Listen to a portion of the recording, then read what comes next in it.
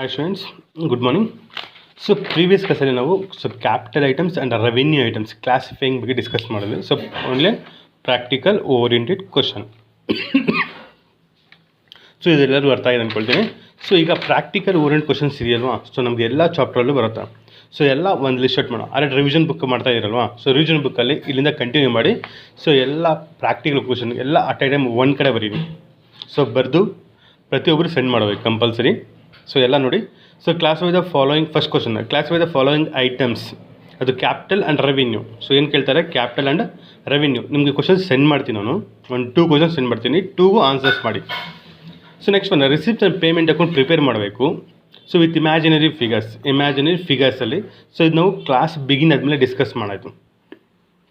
ಒಂದು class begin ಆದಮೇಲೆ receipts and payment account ಯಾವ ಥರ ಪ್ರಿಪೇರ್ ಮಾಡೋದು, ಇಮ್ಯಾಜಿನರಿ ಫಿಗರ್ಸ್, ಸೊ ಡಿಸ್ಕಸ್ ಮಾಡೋಣ. ಸೊ ಇದು ಪೆಂಡಿಂಗ್ ಇಡಿ. ಸೊ ಈಗ ಕ್ಲಾಸಿಫೈಂಗ್ ದ ಫಾಲೋಯಿಂಗ್ ಐಟಮ್ಸ್ ಅಂತ ಸೆಂಡ್ ಮಾಡ್ತೀನಿ, ಐಟಮ್ಸ್ ಯಾವುದು ಅಂತ. ಸೊ ಅದನ್ನು ಕ್ಲಾಸಿಫೈ ಮಾಡಿ. ಆಲ್ರೆಡಿ ನೀವು ಏನು ಪ್ರಾಕ್ಟೀಸ್ ಮಾಡಿದ್ದೀರ ನೋಟ್ಸಲ್ಲಿ ಸೇಮ್ ಅದೇ ಕ್ವಶನ್ಸು ಕೆಲವೊಂದು ಸೆಂಡ್ ಮಾಡ್ತೀನಿ. ಸೊ ಅದು ಪ್ರಾಕ್ಟೀಸ್ ಮಾಡಿ. ಸೆಕೆಂಡ್ ಒಂದು ಪೆಂಡಿಂಗ್ ಇಡಿ. Third one, how do you treat the following in the absence of partnership deed. So ಈ ಕ್ವಶನ್ ಗರ್ಲ್ಸ್ಗೆ ಮಾಡಿದ್ದೀನಿ, ಸೊ ಬಾಯ್ಸ್ಗೆ ಪೆಂಡಿಂಗ್ ಇದೆ. ಓಕೆನಾ. ಸೊ ಈ ಥರ ಪಾರ್ಟ್ನರ್ಶಿಪ್ ಡೀಡ್ದು ಆಬ್ಸೆನ್ಸ್. ಸೊ ಆಬ್ಸೆನ್ಸ್ ಅಂದರೆ ಪಾರ್ಟ್ನರ್ಶಿಪ್ ಡೀಡ್ ಮಾಡ್ದಿರ ಇರೋವಾಗ. ಸೊ ಅದನ್ನು ಫಾಲೋಯಿಂಗ್ ಐಟಮ್ಸ್ನ ಯಾವ ರೀತಿ ಟ್ರೀಟ್ ಮಾಡ್ತೀರಂತ. So first of all partnership deed ಅಂದ್ರೇನು, the document which contain the terms of partnership is called partnership deed. ಇನ್ನೊಂದ್ಸಲ ರಿಪೀಟ್ ಮಾಡ್ತಾಯಿನಿ, the document which contain the terms of partnership agreement is called partnership deed. So ನಿಮ್ಗೆ ಗೊತ್ತು partnership deed ಏನಕ್ಕೆ ಮಾಡ್ಕೊತಾರೆ ಅಂತ. So ಫ್ಯೂಚರಲ್ಲಿ ಯಾವುದೇ problem ಇರ್ದಿರೇ ಇರಲಿ ಅಂತ ಏನು ಮಾಡ್ತಾರೆ ಪಾರ್ಟ್ನರ್ಸ್. ಸೊ ಪಾರ್ಟ್ನರ್ಶಿಪ್ ಡೀಡ್ನ ಮಾಡ್ಕೊತಾರೆ. ಸೊ ಆಪ್ಷನ್ಸ್ ಅಂದರೆ ಪಾರ್ಟ್ನರ್ಶಿಪ್ ಡೀಡ್ ಮಾಡ್ಕೊಳ್ದಿರೋವಾಗ. ಸೊ ಇದನ್ನು ಯಾವ ರೀತಿ ಟ್ರೀಟ್ ಮಾಡ್ತಾರೆ, ಕ್ವಶನ್ಸ್ ಕೊಟ್ಟಿದ್ದಾರೆ ನಿಮಗೆ. ಪ್ರಾಫಿಟ್ ಶೇರಿಂಗ್ ರೇಷು ಯಾವ ರೀತಿ ಮಾಡ್ತೀರ ಅಂದರೆ ನಿಮ್ಗೆ ಆನ್ಸರ್ ನಾನೇ ಕೊಟ್ಟಿದ್ದೀನಿ ಸೇವಿಂಗ್ಗೆ ಬರೆದಾಗಿ. So equal ratio. So deed ಇಲ್ಲ ಅಂದರೆ, ಡೀಡ್ ಇದ್ದರೆ ಏನು ಮಾಡ್ಕೊತಾರೆ 2:1. ಸೊ ಇರುತ್ತಲ್ವಾ 2:1 ಮಾಡಿದ್ದೀರಾ, 3:2, 1:2. ಸೊ ಯಾವುದೋ ಒಂದು ಇರುತ್ತೆ. ಸೊ ಅಗ್ರಿಮೆಂಟ್ ಮಾಡ್ಕೊಂಡಾಗ. ಸೊ ಅಗ್ರಿಮೆಂಟ್ ಮಾಡಿಲ್ಲ ಅಂದಾಗ ಏನು ಮಾಡ್ತೀರಿ, ಪ್ರಾಫಿಟ್ ಶೇರಿಂಗ್ ರೇಷಿಯೋ ಯಾವ್ದ್ರಲ್ಲಿ ಮಾಡ್ತೀವಿ, ಈಕ್ವಲ್ ರೇಷಿಯೋಲಿ ಡಿಸ್ಟ್ರಿಬ್ಯೂಟ್ ಮಾಡ್ತೀವಿ. Next interest and capital full form ಬರೀಬೇಕಲ್ಲ. ನಾನು ಶಾರ್ಟ್ ಫಾರ್ಮ್ ಯೂಸ್ ಮಾಡಿದ್ದೀನಿ, ನೀವು ಫುಲ್ ಫಾರ್ಮ್ ಯೂಸ್ ಮಾಡಬೇಕಲ್ಲ. Interest and capital means not allowed. So ಅವಾಗ ಕ್ಯಾಪಿಟಲ್ಗೆ ಯಾವುದೇ ರೀತಿಯಾಗಿ ಇಂಟ್ರೆಸ್ಟ್ನ ರಿಟರ್ನ್ ತೊಗೊಳ್ಳೋ ಪಾರ್ಟ್ನರ್ಗೆ ರೈಟ್ಸ್ ಇರೋದಿಲ್ಲ. ಸೊ ಈ ಕ್ಯಾಪಿಟಲ್ ಅವ್ರು ಎಷ್ಟೇ ಇನ್ವೆಸ್ಟ್ ಮಾಡಲಿ ಅದಕ್ಕೆ ಇಂಟ್ರೆಸ್ಟ್ ಅನ್ನೋದನ್ನು ತೊಗೊಳ್ಳೋದಿಲ್ಲ. So next interest on drawings. Interest on ಡ್ರಾಯಿಂಗ್ಸ್ಗೂ ಅಷ್ಟೇ. ಸೊ ಬಿಸ್ನೆಸ್ಸಿಂದ ತಮ್ಮ ಪರ್ಸ್ನಲ್ ಯೂಸ್ಗೆ ವಿತ್ಡ್ರಾ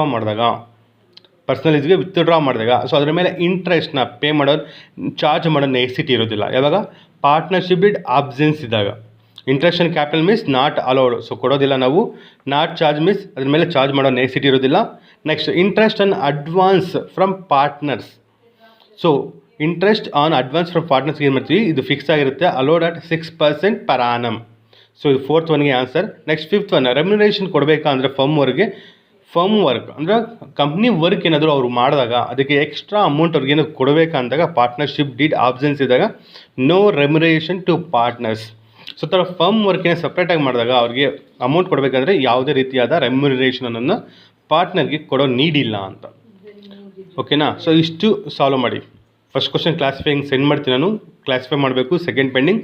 ಥರ್ಡ್ ಒನ್ಗಿದು ಕ್ವಶನ್ ಹಿಂಗೆ ಬರ್ಕೊಂಡು ಆನ್ಸರ್ ಇದೇ ರೀತಿ ಮಾಡಬೇಕು, ಸಾಲ್ವ್ ಮಾಡಬೇಕು. ನೆಕ್ಸ್ಟ್ 4th ಒನ್, ಇದು ಆಲ್ರೆಡಿ ನಿಮಗೆ ಜಾಸ್ತಿಲಿ ಆಗಿದೆ.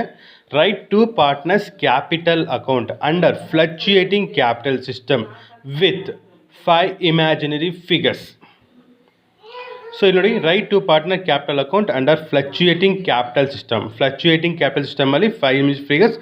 ನೆಕ್ಸ್ಟ್ ಕ್ವಶನ್ ಬಂದು ಕರೆಂಟ್ ಅಕೌಂಟ್ ಪ್ರಿಪೇರ್ ಮಾಡಿ under fixed capital system. So already ನೋಟ್ಸಲ್ಲಿ ಆಲ್ರೆಡಿ ಪ್ರಿಪೇರ್ ಮಾಡಿದ್ದೀರಾ, ಇಮ್ಯಾಜಿನರಿ ಫಿಗರ್ಸ್ ಮಾಡಿ. ಅದೇ ಮಾಡೋವಾಗ ಕರೆಕ್ಟಾಗಿ ಮಾಡ್ಕೊಳ್ಳಿ.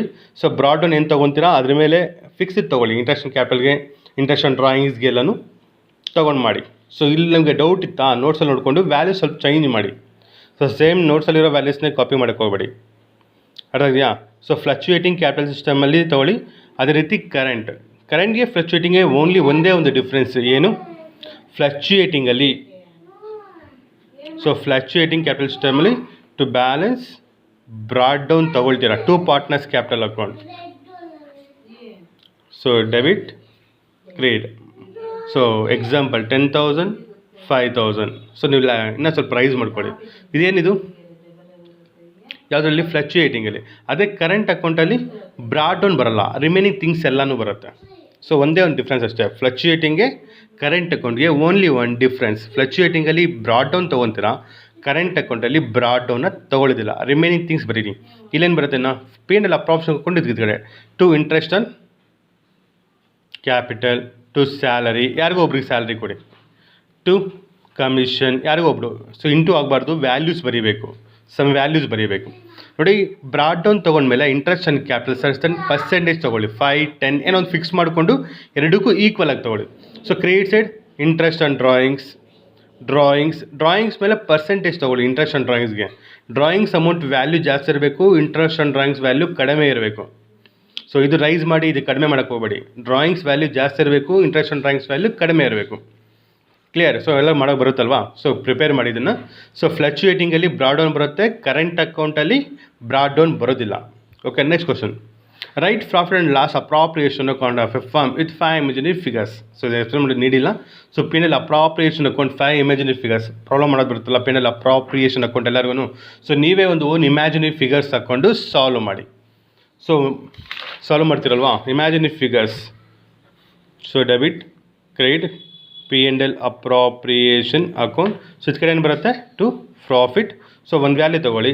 Next interest on drawings, partner A and partner B, ಎದು ಬಿದು ಆ್ಯಡ್ ಮಾಡಿ ಔಟರ್ ಕಾಲಮಲ್ಲಿ ಹಾಕ್ಕೊಳ್ಳಿ. ಇಲ್ಲೇನು ಬರುತ್ತೆ interest on capital A and B, certain amount ತೊಗೊಳ್ಳಿ, ಇನ್ನರ್ ಕಾಲಮಲ್ಲಿ ಫಸ್ಟ್ ತೊಗೊಳ್ಳಿ, ಮತ್ತು ಔಟರ್ ಕಾಲಮಲ್ಲಿ ತೊಗೊಳ್ಳಿ.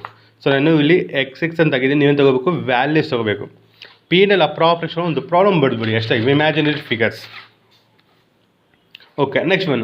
Prepare executor loan account with imaginary figures showing the repayment in 2 annual equal instalments along with interest. So ಇದೆಲ್ಲರಿಗೂ ಜಾಸ್ತಿ ಟೆಸ್ಟ್ ಮಾಡಿದ್ದೀನಿ. ಸೊ ನೋಟ್ಸಲ್ಲಿ ಕಾಪಿ ಇರುತ್ತೆ, ನೋಡ್ಕೊಬೇಕಾದ್ರೆ copy ಮಾಡಿ ಕ್ಲೀನಾಗಿ ಬರೀನಿ. ಸೊ ಎಷ್ಟು ಕ್ವಶನ್ಸ್ ಇದ್ದಿಲ್ಲ? 8 ಆಯಿತು. 8ಅಲ್ಲಿ 1 ಕ್ವಶನ್ ಪೆಂಡಿಂಗ್ ಇದೆ, ರಿಮೈನಿಂಗ್ ಎಲ್ಲ ಬರೀರಿ. ಇದು ಪಾರ್ಟ್ ಎದು.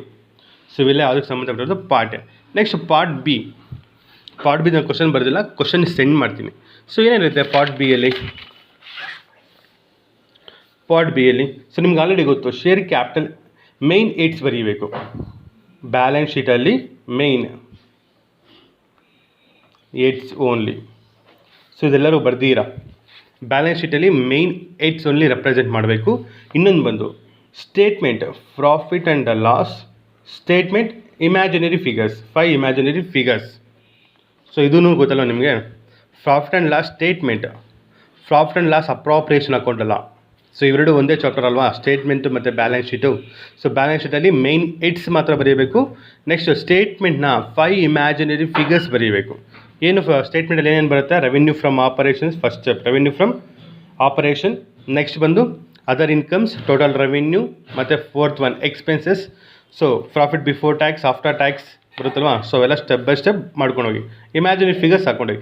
ಎಕ್ಸ್ಪೆನ್ಸಸ್ಸಲ್ಲಿ ಏನೇ ಒಂದು 2 ಐಟಮ್ಸ್ ಬರೀ. ಎಂಪ್ಲಾಯಿ ಬೆನಿಫಿಟ್ ಎಕ್ಸ್ಪೆನ್ಸಸ್ ಆಗಿರ್ಬೋದು, ಅರ್ಥವ್ಯಾ? ಎಂಪ್ಲಾಯಿ ಬೆನಿಫಿಟ್ ಎಕ್ಸ್ಪೆನ್ಸ್, ಪರ್ಚೇಸಸ್ ಬರ್ಕೊಳ್ಳಿ, purchase in stock in trade ಬರ್ಕೊಳ್ಳಿ. ಸೊ ಯಾವುದೋ ಒಂದು 3 ಎಕ್ಸ್ಪೆನ್ಸಸ್ನ ಸೊ ತೋರಿಸಿ ಅಲ್ಲಿ. ಅದರ್ ಎಕ್ಸ್ಪೆನ್ಸಸ್ ಈ ಥರ 3 ಎಕ್ಸ್ಪೆನ್ಸಸ್ನ ತೋರಿಸಿ ರೆಪ್ರೆಸೆಂಟ್ ಮಾಡಿ. ಸೊ ಇದಾಯಿತು. ಸೊ 2 ಕ್ವಶನ್ಸ್ ಆಯಿತು. ನೆಕ್ಸ್ಟ್ ಒನ್, ಸೊ ನಿಮ್ಗೆ ಗೊತ್ತಿದ್ದು next one, name any major AIDS under the following items. ಕೆಲವೊಂದು ಐಟಮ್ಸ್ ಕೊಟ್ಟಾಗ ಅದರ ಮೇನ್ ಏಡ್ಸ್ ಯಾವುದು ಬರುತ್ತೆ ಅಂತ. ಮೇನ್ ಏಡ್ಸ್ ಸೊ ಯಾವ್ದು ಬರುತ್ತೆ ಅಂತ ನೀವು ಹೇಳಬೇಕು. ಸೊ ಆಲ್ರೆಡಿ ಕ್ಲಾಸ್ ಮಾಡಿದ್ದೀವಲ್ವಾ. So for example loose tools ಕೊಟ್ಟಾಗ ಅಂಡರ್ ಹೆಡ್ಡಿಂಗ್ ಯಾವ್ದು ಬರುತ್ತೆ? ಲೂಸ್ ಟೂಲ್ಸ್ ಕರೆಂಟ್ ಅಸೆಟ್ ಅಲ್ವಾ. Loose tools under current asset. So ಯಾವ್ದು ಬರುತ್ತೆ? ಇನ್ವೆಂಟ್ರಿ. ಓಕೆ, ಸೊ ಇಂಟರ್ಚೇಂಜ್ ಮಾಡ್ಕೊಳ್ಳಿ. ಸೊ ಲೂಸ್ ಟೂಲ್ಸ್ ಮೀನ್ಸ್ ಇನ್ವೆಂಟ್ರಿಯಲ್ಲಿ ಬರುತ್ತೆ. ಇನ್ವೆಂಟ್ರಿಯಲ್ಲಿ ಮತ್ತೆ ಬೇಕಾದರೆ ಕರೆಂಟ್ ಅಸೆಟ್ ಅಂತ ಬರೀರಿ. ಫಸ್ಟ್ ಇನ್ವೆಂಟ್ರಿ ಬರೀರಿ, ಮತ್ತು ಕರೆಂಟ್ ಅಸೆಟ್ ಅಂತ ಬರೀರಿ. ಸೊ ಆಲ್ರೆಡಿ ಗೊತ್ತಲ್ಲ ನಿಮಗೆ. ಫಾರ್ ಎಕ್ಸಾಂಪಲ್ 10% ಡಿವೆಂಚರ್ ಕೊಟ್ಟರು, 10% ಡಿವೆಂಚರ್ ಅಂಡರ್ ಯಾವುದ್ರಲ್ಲಿ ಬರುತ್ತೆ? ನಾನ್ ಕರೆಂಟ್ ಲಯಬಿಲಿಟಿಯಲ್ಲಿ ಬರುತ್ತೆ. Under long term. ಏನಿದು? ಲಾಂಗ್ ಟರ್ಮ್ ಇದಲ್ವಾ, ಇದು ಲಾಂಗ್ ಟರ್ಮ್ ಬಾರೋಯಿಂಗ್ಸಲ್ಲಿ ಬರುತ್ತೆ. ಸೊ 10% ಡಿವೆಂಚರ್ ಯಾವ್ದಾಗುತ್ತೆ? ಲಾಂಗ್ ಟರ್ಮ್ ಬಾರೋಯಿಂಗ್ಸಲ್ಲಿ ಬರುತ್ತೆ. Non current liability. ಸೊ ಈ ಥರ ಐಟಮ್ಸ್ ಕೊಟ್ಟಾಗ ಸೊ ಕ್ಲಾಸಿಫೈ ಮಾಡೋದು ಬರುತ್ತೆ. ಸೊ ಮಾಡ್ಕೊಳ್ಳಿ. ಸೊ ಇದು ಡೌಟ್ ಇದ್ದರೆ ಯಾರಿಗಾದರೂ ಫಸ್ಟ್ ಬ್ಯಾಲೆನ್ಸ್ ಶೀಟ್ ಪ್ರಾಬ್ಲಮ್ನ ಪ್ರಾಕ್ಟೀಸ್ ಮಾಡಿ. ಬ್ಯಾಲೆನ್ಸ್ ಶೀಟ್ ಒಂದ್ಸಲಿ ಫಾರ್ಮೇಟ್ನ ಬರೆದು ಪ್ರಾಕ್ಟೀಸ್ ಮಾಡಿ. ಆವಾಗ ಈ ಥರ ಕ್ಲಾಸಿಫೈ ಮಾಡೋದು ತುಂಬ ಈಸಿ ಆಗುತ್ತೆ. ಸೊ ನೀವು ಡೈರೆಕ್ಟಾಗಿ ಬರೆಯೋಕೆ ಹೋದರೆ ಸ್ವಲ್ಪ ಡಿಫಿಕಲ್ಟ್ ಆಗುತ್ತೆ, ಅದನ್ನು ಬುಕ್ ತೊಗೊಂಡು ಫಾರ್ಮೆಟ್ ಬರೀರಿ. ಸೊ ಮೈನ್ ಇಟ್ಸ್ ಬರೀರಿ. ಸೊ ಅವಾಗ ನಿಮಗೆ ಸೊ ಕ್ಲಾಸಿಫೈ ಮಾಡೋದು ಐಟಮ್ಸು ಈಸಿ ಆಗುತ್ತೆ. ಸೊ 3 ಕ್ವಶನ್ಸ್ ಆಯಿತು. Next question. So next question ಇದೆ, ಈ ಕ್ವಶನ್ ನಿಮ್ಗೆ ಮಾಡಿಲ್ಲ. Give the disclosure requirement part. So presenting the share capital in note to account of balance sheet of a company with imaginary figures. So ನೋಡಿ, note to accounts of share capital. ಇದು share capital types ಬರುತ್ತಲ್ಲ, ನಿಮಗೆ already byte ಮಾಡಿದ್ದಾರೆ. Share capital types, share capital, authorise capital, issued capital, subscribed capital. So next calls ಇನ್ arrears. So ಇವೆಲ್ಲ share capital types ಅಲ್ವಾ. So share capital types same ಇದನ್ನೇ ಥರ copy ಮಾಡ್ಕೊಳ್ಳಿ. So ಈ ಕ್ವಶನ್ಗೆ ಆನ್ಸರ್ ಮಾಡಿಬಿಡಿ. ಸೊ ಕ್ಲಾಸ್ ಬಿಗಿನ್ ಆದಮೇಲೆ ಇನ್ನೊಂದ್ಸಲಿ ಎಕ್ಸ್ಪ್ಲೇನ್ ಮಾಡ್ತೀನಿ ನಾನು, ಓಕೆನಾ. ಸೊ ಕ್ವಶನ್ ನೋಡ್ಕೊಳ್ಳಿ. ಸೊ ಕ್ವಶನ್ ಸ್ಕ್ರೀನ್ಶಾಟ್ ತೊಗೊಳ್ಳಿ. ಕ್ವಶನ್ ಸ್ಕ್ರೀನ್ಶಾಟ್ ತಗೊಂಡು answer same as it is ಹೇಗಿದೆಯೋ ಹಾಗೆ ಕಾಪಿ ಮಾಡಿ. ಇಲ್ಲ ಶೇರ್ ಕ್ಯಾಪಿಟಲ್ ಟೈಪ್ಸ್ ಬರುತ್ತೆ, ವಿತ್ ಶೇರ್ಸ್ ಬರುತ್ತೆ ಅಷ್ಟೇ. 10 authorise capital, 10,000 equity shares of ₹100 each, 10 lakhs. ಇಲ್ಲಿ ನೋಡಿ, ಇಲ್ಲಿ ಡಬಲ್ ಲೈನ್ ಹಾಕಬೇಕು ನೀವು ಅಷ್ಟೇ, ಸಿಂಗಲ್ ಲೈನ್ ಹಾಕಬಾರ್ದು. ಡಬಲ್ ಲೈನ್ ಹಾಕಿ ಅಮೌಂಟು ಕ್ಲೋಸ್ ಮಾಡಬೇಕು. ಸೊ ನೀವು ಸಿಂಗಲ್ ಕಾಲಮ್ ಮಾತ್ರ ಹಾಕ್ಕೊಳ್ಳಿ. ಇಲ್ಲಿ ಡಬಲ್ ಕಾಲಮ್ ಹಾಕ್ಕೊಳ್ಳಿದ್ದಾರೆ, ನೀವೇನು ಮಾಡ್ತೀರಾ? ಸೊ ಮಾಮೂಲಿ ಸಿಂಗಲ್ ಕಾಲಮ್ ಹಾಕ್ಕೊಳ್ಳಿ. ಈ ಕಾಲಮ್ನ ಹಾಕ್ಕೋಬೇಡಿ, ಇನ್ನರ್ ಕಾಲಮ್ ಅಂತ ಟ್ರೀಟ್ ಮಾಡಿ. ಇನ್ನರ್ ಕಾಲಮ್ ಟ್ರೀಟ್ ಮಾಡೋದು ಬರುತ್ತಲ್ಲ ನಿಮಗೆ, ಇಲ್ಲಿ ಟ್ರೀಟ್ ಮಾಡ್ತಾರಲ್ಲ inner column. So inner column ಥರ ಟ್ರೀಟ್ ಮಾಡಿ ಇದನ್ನು ಔಟರ್ ಕಾಲಮ್. ಸೊ ಶೇರ್ ಕ್ಯಾಪಿಟಲ್ಗೆ ಡಬಲ್ ಲೈನ್ ಹಾಕಬೇಕು, ಕ್ಲೋಸ್ ಮಾಡಬೇಕು. ನೆಕ್ಸ್ಟ್ ಇಶ್ಯೂಡ್ ಕ್ಯಾಪಿಟಲ್, ಇಲ್ಲಿ ಅಮೌಂಟ್ 8 lakhs ಇಲ್ಲ, ಡಬಲ್ ಲೈನ್, ಇಲ್ಲಿ ಸಿಂಗಲ್ ಲೈನ್ ಹಾಕಿದರೆ ನೀವು ಡಬಲ್ ಲೈನ್ ಹಾಕಿ ಕ್ಲೋಸ್ ಮಾಡಿ. Next subscribe capital, double line ಹಾಕಿ ಕ್ಲೋಸ್ ಮಾಡಿ. ಅರ್ಥ?